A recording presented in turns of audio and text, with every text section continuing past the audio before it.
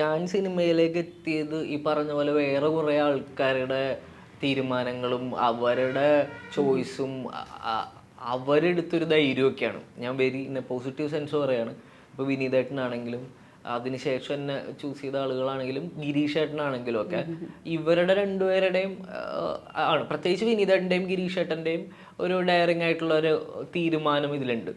അപ്പോൾ ഇവരുടെ സ്നേഹം കൊണ്ടിട്ടും ഇവർ നമ്മളെ റിയൽ ലൈഫിൽ മനസ്സിലാക്കിയിട്ടുള്ളതുകൊണ്ടൊക്കെ ഇവനിത് ചെയ്യാൻ പറ്റുമായിരിക്കും എന്നുള്ള ഹോപ്പാണ് എൻ്റെ കരിയർ, എൻ്റെ സക്സസ്. അപ്പോൾ ഞാനത് അതിന് മുമ്പാണെങ്കിലും കരിയർ പരമായിട്ട് കുറേ ഫെയിലിയേഴ്സ് സംഭവിച്ചിട്ടുള്ള ആളാണ്. എൻ്റെ തന്നെ കൺവിക്ഷൻ പ്രശ്നങ്ങൾ കൊണ്ടിട്ടും അല്ലാതെയൊക്കെ നമ്മൾ ആഗ്രഹിച്ച റിസൾട്ട് കിട്ടാത്ത ഒരാളാണ്.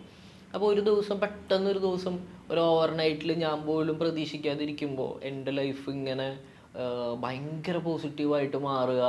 അതായത് എൻ്റെ ഒരു 20-ൽ താഴ്ന്ന ആളുകൾ മാത്രം എന്നെ സ്നേഹിച്ചിരുന്നിടത്ത് നിന്ന് ലക്ഷക്കണക്കിന് ആൾക്കാർ കേരളം മൊത്തം പുറത്ത് ഈ പറഞ്ഞ തെലുങ്കാന അവിടെ നിന്ന് വരെ ആളുകൾക്ക് നമ്മൾ ഇഷ്ടമാണ്. ഇന്നലെ ഞങ്ങൾ ലിഫ്റ്റിൽ വെച്ചിട്ടൊരു തമിഴ് കപ്പിളിനെ കണ്ടു.